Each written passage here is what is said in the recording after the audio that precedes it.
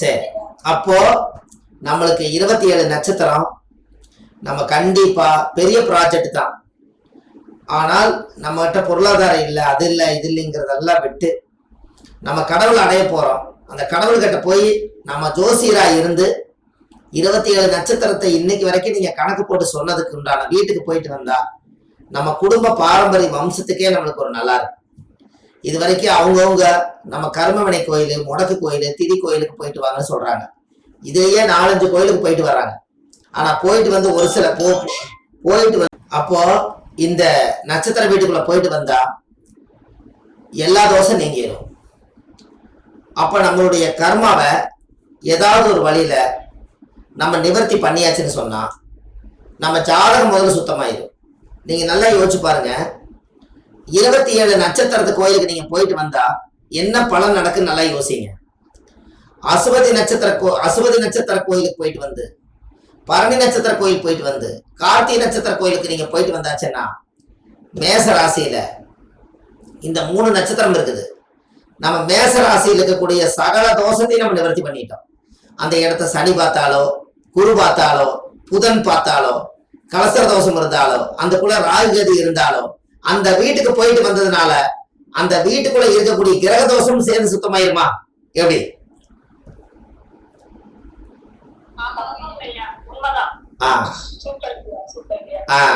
இப்ப நீங்க பரிபூர்ண ஜாதகம்ங்கிறது இப்படியே ரிஷப ராசிக்குள்ள என்னென்ன நட்சத்திரம் இருக்குது? கார்த்திகை 3ஆம் பாதம் 1, 2, 3, 2, 3, 4, அதுக்கு அடுத்தது ரோகிணி, அதுக்கு அடுத்து மிருகசீரிஷ 2 பாதம். இதுக்குள்ள எந்தெந்த கிரகம் எந்தெந்த நட்சத்திர சாரத்துல இருந்தாலும் இந்த 3 கோயிலுக்கு போயிட்டு வந்தோடனே ரிஷபராசி தோஷத்துல இருக்கக்கூடிய ரிஷப வீட்டுக்கு இருக்கிற எல்லா கிரக தோஷம் பத்தியா இப்பதான் நீங்க பாயிண்ட புடிச்சுக்கிறீங்கன்னு நினைக்கிறேன். கரெக்டுங்களா? மிதுன ராசி வரும்போது மிருகசீரிஷ, திருவாதிரை, புனர்பூச நட்சத்திரம் 1ஆம் பாதம் வரைக்கும் மிதுனத்துல என்னென்ன கிரக தோஷங்கள் இருந்தாலும், எந்தெந்த கிரகங்கள் எந்தெந்த நட்சத்திர சாரத்துல இருந்தாலும் அந்த மிதுன வீட்டுக்குள்ள 3 நட்சத்திர கோயில் போயிட்டு வந்தீங்கன்னா மிதுன வீட்டுல இருக்கிற தோஷம் அனைத்தும் உங்க வீட்டை விட்டு போயிருச்சா? ஆஹா, இத்தனை நாளா தெரியாமலே போச்சு இல்லைங்களா? கரெக்டுங்களாமா? கடகராசியில புனர்பூசம், பூசம், ஆயிலி நட்சத்திரத்துல யார் பிறந்தாலும் இந்த 3 நட்சத்திரத்துல ஒரு கிரகங்கள் போய் சாரமாகி உட்கார்ந்து இருந்தா சார வீட்டுக்கே போய் தேங்காய் உடைச்சு குளிர்ச்சி பண்ணி சாமி கும்பிட்டு வந்தாச்சுன்னு சொன்னால் அன்னையோட உங்க ஜாதகத்தில் இருக்கக்கூடிய கடகராசி தோஷம் நிவர்த்தியா? இப்படியே நீங்க ஆடுறா சிம்மராசியில நம்ம ஜாதகத்துல நீங்க ஒரு உரமனை வருதுன்னா, ஒரு உதாரணம் சொல்றேன்.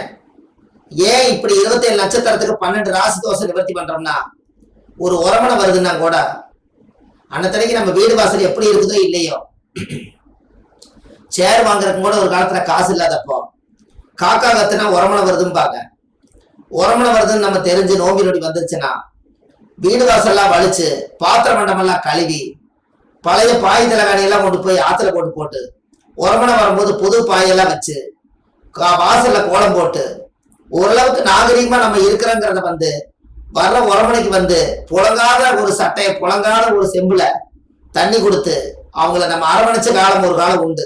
சரியா தவறாங்க?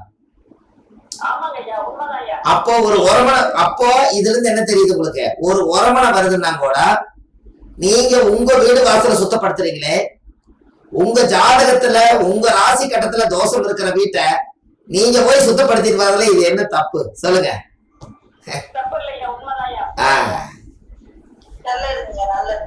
இதுக்கு உதாரணம் நான் இதை சொன்னேன். கரெக்டுங்களா? யாரோ ஒரு உரமனை நம்ம வீட்டுக்கு 2 நாள் தங்க போறாரு, அதுக்கு இவ்வளவு தூரம் வலிச்சு கழுவி எல்லா வேலையும் பண்றீங்க. கரெக்டுங்களா?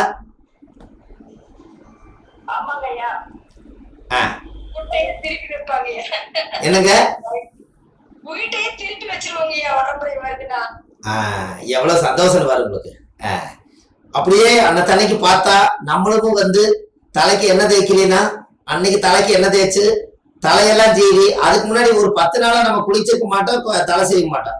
அன்னைக்கு இங்க குளிச்சு சந்திர குங்குமம் எல்லாம் வச்சு வந்திருக்க புது துணி எதை இருக்கிறத எடுத்து போட்டுட்டு வர்றவங்கள வாங்க வாங்கன்னு அந்த அரவணைப்போட உள்ளுணர்வோட செய்யறீங்க. ஒரே ஒரு ஆத்மா நம்ம வீட்டை தேடி வந்ததுக்கே இந்த ஆத்மா இவ்வளவு சுத்தப்படுத்துத வீட்டை. அப்ப நம்மளோட ஜாதகத்தினுடைய வீட்டை நீங்க நேரா போய் சுத்தப்படுத்திட்டு வந்தாச்சுன்னா அந்த வீடே பரிசுத்தமாயிரும் அல்லவா?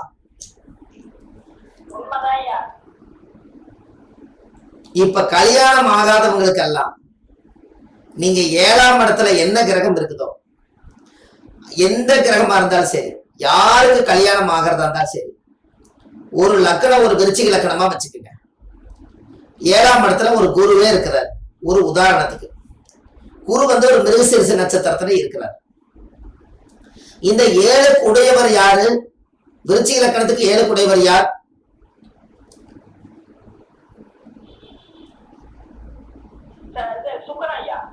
சுக்கரன். ஆனா இருக்கிறது குரு. அப்ப 7 உடையவர் சுக்கரன். அவர் போய் ஏதோ ஒரு நட்சத்திரத்துல, ஒரு சிம்மத்துல இருக்கிறார் மக நட்சத்திரத்துலனா, அப்போ ஒரு ஜாதகத்துல 7ஆம் இடத்தை சுத்தப்படுத்தணும்னா 7ஆம் இடத்துல குரு என்ன நட்சத்திரத்துல இருக்கிறாரு? மிருகசீரிஷத்துல. 7ல கிரகம் நிக்கிற நட்சத்திர கோயிலுக்கும் 7ஆம் அதிபதி மக நட்சத்திரத்துல சுக்கிரன் நிக்கிற கோயிலுக்கும் நீங்க போயிட்டு வந்தாச்சுன்னா உங்க ஜாதகத்துல 7ஆம் இட தோஷம் நிவர்த்தியாகி கல்யாணம் ஆக போகுது. இவ்வளவுதானே?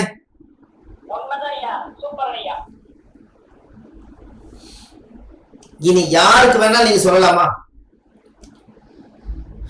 அதாவது ஒரு கிரகம் ஒரு திசை வந்தாத்தான் கல்யாணம் நடக்குன்னு நீங்க நினைச்சிட்டீங்க. 7ஆம் இடத்துக்கு வீடு கொடுத்த கிரகம் எந்த கிரகமோ, 7ஆம் இடத்துல ஏதோ ஒரு கிரகம் உட்கார்ந்து இருக்குது. அந்த வீட்டினுடைய நட்சத்திர சார கோயிலுக்கு நீங்க போகும்.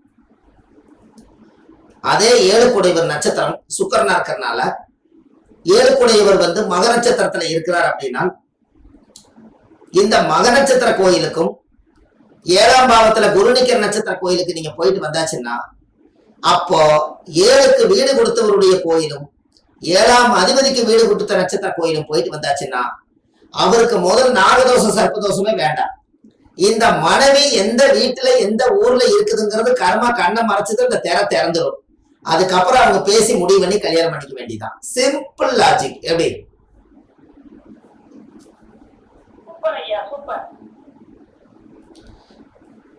அம்மா உங்களுக்கு புரியுதா நாங்க சொல்றது?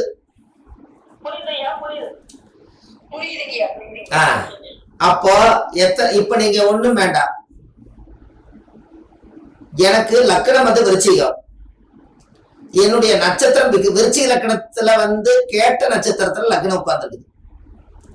இப்ப நான் என்ன பண்ணணும்னா, நான் இருக்கும் இடத்தில் ஸ்ட்ராங்கா இருக்கணும், நான் 4 பேர்த்துக்கு நல்லது செய்யணும், நான் நல்லா ஸ்ட்ராங்கா வளர்ந்து மக்களுக்கெல்லாம் உதவி செய்யணும்னா நான் பிறந்த லக்கணம் தாயுடைய கர்ப்பத்துல உதிக்கும் போது விருச்சிகத்துல பிறக்கும் போது அனுச நட்சத்திரம் இல்லாம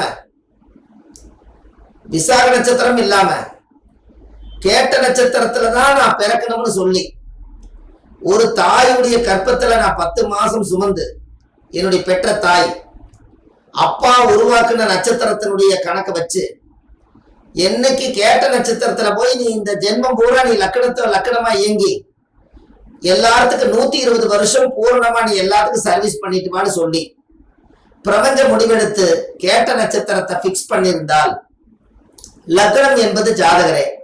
என்னைக்கெல்லாம் நான் கேட்ட நட்சத்திரத்து கோயிலுக்கு போய் வருஷ தேங்காவில் உடைச்சு சாயம் விட்டு வரணும், அந்த நட்சத்திரத்துடைய சக்தியால அந்த லக்னம் உலகம் பூரா சிறப்படையும். எப்படி?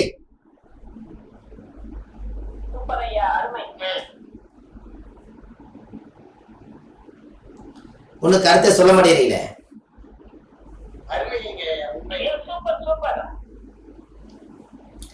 இந்த மாதிரி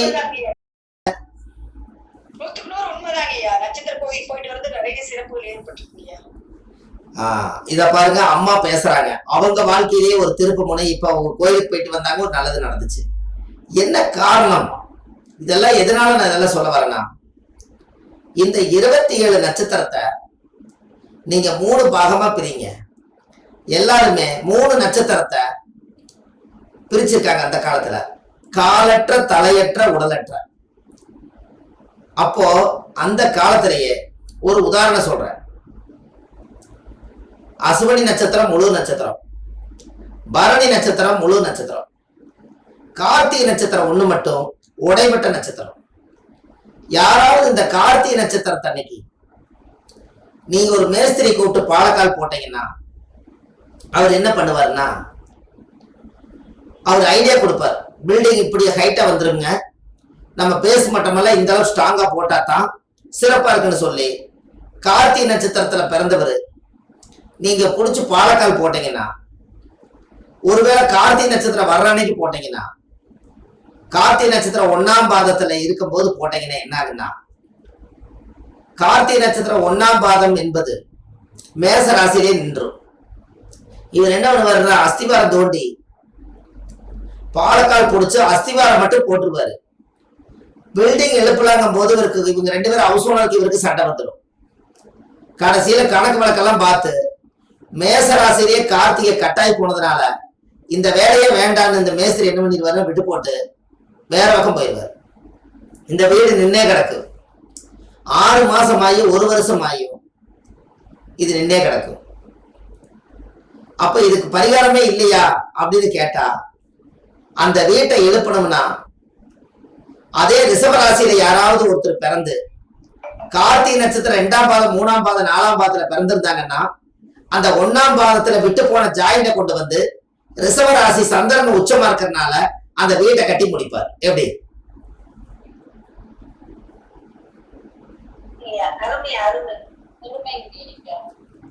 ஏன் அப்படின்னா காலச்சக்கரத்துக்கு 4ஆம் இடத கடக வீடு. அந்த கடகத்துக்கு அதிபதியாகப்பட்டவர் சந்திரன் ரிஷப வாகனத்துல உச்சமா இருக்கிறதுனால, அந்த ரிஷப வாகனத்துல உச்சமா இருக்கிறதுனால எதனால அந்த காலத்துல பசுமாட்டை கொண்டு வந்து கடைசியில வீடு புண்ணிய ஜனைக்கு கோமாதா வீட்டுக்குள்ள கொண்டு வந்தாங்கன்னா, ரிஷப வாகனத்துல சந்திரன் உச்சமா இருக்கிறதுனால வீட்டை கட்டி புண்ணியர்ஜனம் பண்ணி ரிஷப வாகனத்தை உள்ள கொண்டு வந்தாங்க. அதுதான் கோமாதா பூஜை. எப்படி?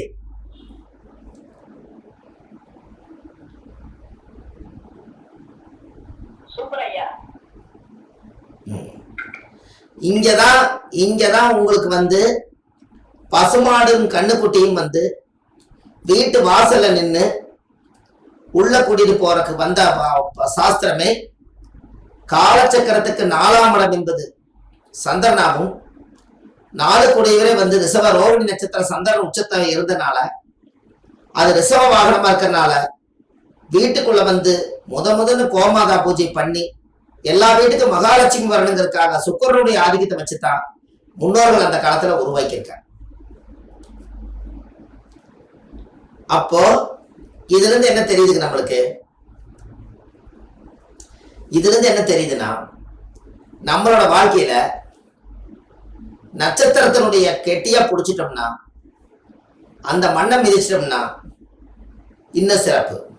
இன்னும் சொல்ல போனா சாமி கிட்ட ஒரு கோயிலையும் உத்தரவு கேட்டு மண் கலையும் எடுத்துட்டு வந்து ஒரு மண் கலையத்துல போய் ஒரு நட்சத்திர கோயிலுக்கு போகும்போதும் சாமியோட திருநூறு, சாமி கோயில் இருக்கிற சந்தனம், சாமிக்கு பூஜை பண்ண குங்குமம், சாமியோட பூமியில உத்தரவு கேட்டு கொஞ்சம் மண் எடுத்துட்டு வந்து ஒரு கலையத்துல கட்டி மஞ்சள் துணி போட்டு கட்டி பூஜை பண்ணி ஒரு நட்சத்திர கோயிலுக்கா ஒரு கலசத்தை உருவாக்கி வச்சு 27 நட்சத்திர கோயிலுக்கு 27 கலசம் வச்சு நீங்க வாழ்நாள் முழுவதும் அந்த நட்சத்திர பூஜை பண்ணிட்டு வந்தா உங்க ஜாதகத்துல நட்சத்திர தோஷமே இருக்காது என்று ஆதிகால பரிகாரம் கூறுகிறது. எப்படி?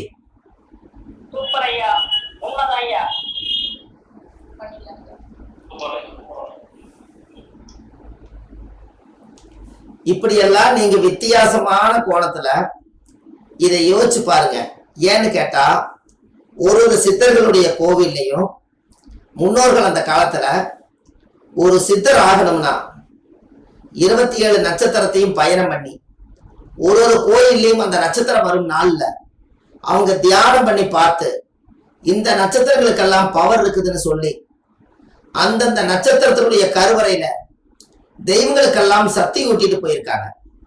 அதனாலதான் இன்னைக்கும் அந்த ஜாதகத்துல அந்த அமைப்பு இன்னைக்கு அந்த நட்சத்திர கோயில் போயிட்டு வந்தா வேலை செய்வதற்கு அதான் காரணம்.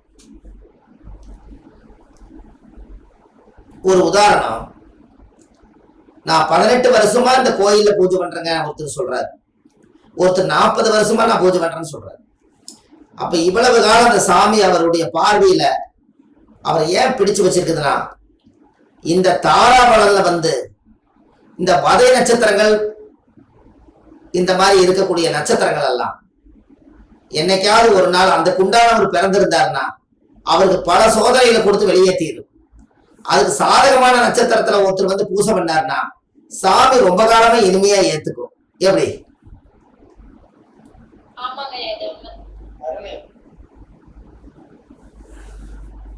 இப்ப உங்களுக்கு புரியுதுங்களா? அப்போ முன்னோர்கள் வழியில நாம நம்மளுக்கே 27 நட்சத்திர கோயிலுக்கு எதுக்காக போறோம்னா, நம்மளுக்கு பதை நட்சத்திரக்காரா இருந்தாலும் ஜாதகம் பார்த்து ஆகணும். நிலையான நட்சத்திரக்காரா இருந்தாலும் நம்ம ஜாதகம் பார்த்து ஆகணும். 7வது நட்சத்திரமா இருந்தாலும் நம்ம ஜாதகம் பார்த்து ஆகணும். 6, 8, 12 மறைவு நட்சத்திரங்கள் எதா இருந்தாலும் நம்ம ஜாதகம் பார்த்து ஆகணும். ஏன் அப்படின்னா, ஒரு ஜோதிடர் என்பவர் 27 நட்சத்திரம் 12 ராசி 9 கிரகத்துக்கே சொந்தக்காரவர். நமக்கு தனிப்பட்ட முறையில சாதகம் பார்க்காம பொதுமக்களுக்காக பார்க்கிற தர்ம வழி ஜாதகம் தான் இது. அதனால நம்ம 27 நட்சத்திர கோயிலுக்கு போயிட்டு வரோம். இந்த 27 நட்சத்திரம் 12 ராசி 9 கிரகம், இது 9 கிரகத்தை கூட்டினா 48 வரும். இந்த 60 வருடத்தை சேர்த்துனீங்கன்னா 108 வரும். அப்போ அந்த காலத்திலேயே 60 வருஷத்தை கொண்டு போய் இதுலதான் இணைச்சிருக்காங்க. இப்ப அச்சை திருதி வந்துச்சா இல்லையா உங்களுக்கு?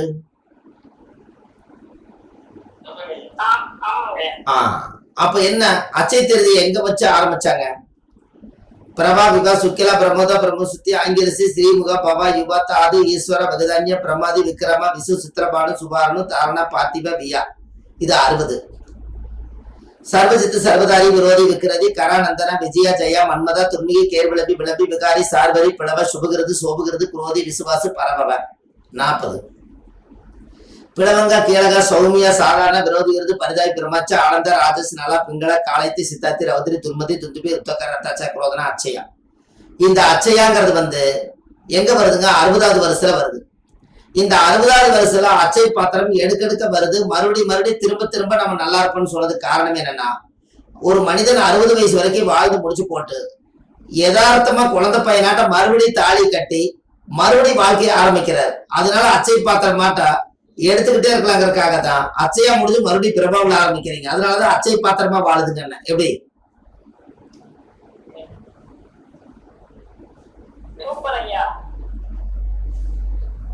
அப்போ அச்சய திருதி என்னைக்கு ஏது வச்சாங்கன்னா, ஒரு யுகம் முடிஞ்சது, மறுபடியும் 60ஆம் கல்யாணம் பண்ணி முடிச்சதுக்கு அப்புறம் மறுபடியும் வந்து அந்த பிரபா விவாவில இருந்து ஆரம்பிக்கணும். நீங்க ஒரு உதாரணம் நல்லா தெரிஞ்சுங்க. இந்த 12 ராசிக்குள்ள 12 ராசி கட்டத்துக்குள்ள 60 வருஷத்தை உள்ள அடக்கிருங்க. அப்ப எவ்வளவு வரும்?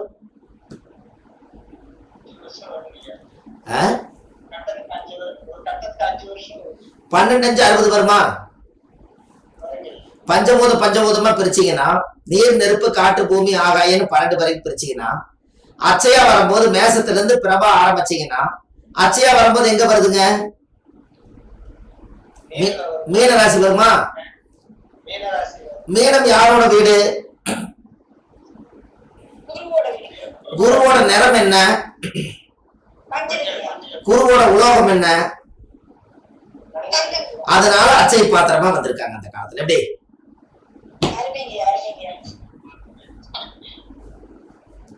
எனக்கு எப்படி காலச்சக்கரத்தை பிரிக்கிறோம் பாத்தீங்களா? அப்போ மீன ராசியில குரு அச்சையா வந்து அங்கதான் முடியுது. மறுபடியும் அடுத்து மீனம் முடிஞ்சா எங்க ஆரம்பிப்பீங்க?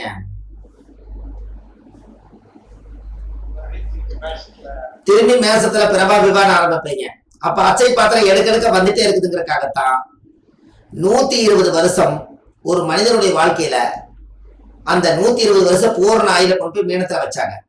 இந்த 120 வருஷத்துல சைபரை எடுத்துட்டீங்கன்னா எவ்வளவு இருக்கும்? கொஞ்சம் எனர்ஜி எல்லாருமே பேசுங்கம்மா. 2 பேரும் 3 பேர் தான் பேசிட்டு இருக்கீங்க. கரெக்டா சொல்லுங்க. 12 சைபர் எடுத்துட்டா 12. அந்த 12 கூட்டிங்கன்னா எவ்வளவு? இல்ல வெறும் 12 மட்டும் கூட்டிங்கன்னா எவ்வளவு? 3ஆம் நம்பர் வந்து என்ன கிரகம்? அதனால தங்கம் அங்கதான் தங்குது.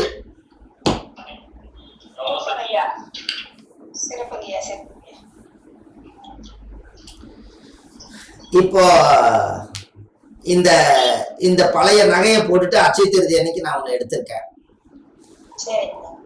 இது எத்தனை பவுன் எடுத்திருக்கிறேன்னு நீங்க யாராவது சொல்லுங்க. கொஞ்சம் பெருசுதான். 12 பவுன் எதுக்கு எடுத்துன்னு சொல்லுங்க. 12 ராசிக்கு 12 பவுன்.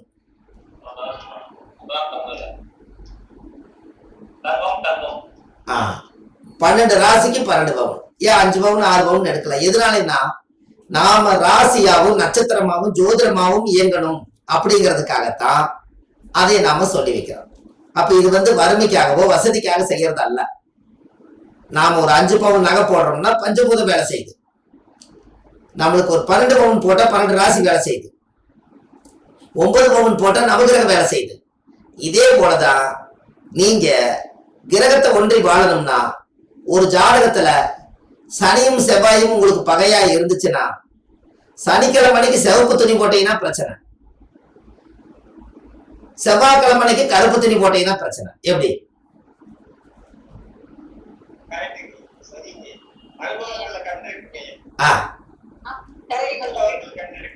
சனியும் செவ்வாயும் பகையா இருந்தா சனிக்கிழமைக்கு சிவப்பு போட்டா அன்னைக்கு யுத்தம், செவ்வாய்க்கிழமைக்கு சனி கருப்பு போட்டா அன்னைக்கு யுத்தம். எப்படி? அப்ப நம்ம கையில தான் எல்லாமே இருக்கு. இந்த ஆதிகால பரிகாரம் இந்த உலகத்துக்கு கொண்டு வந்து இன்னைக்கு எத்தனையோ பேர் புக்கெல்லாம் வாங்கி படிக்கிறாங்க. எத்தனையோ பேர் கூப்பிட்டு சொல்றாங்க, ஐயா இந்த புத்தகம் வந்ததுக்கு அப்புறம் நல்லா இருக்குதுங்க ஐயா, நான் நிறைய சும்மா இருக்கும்போது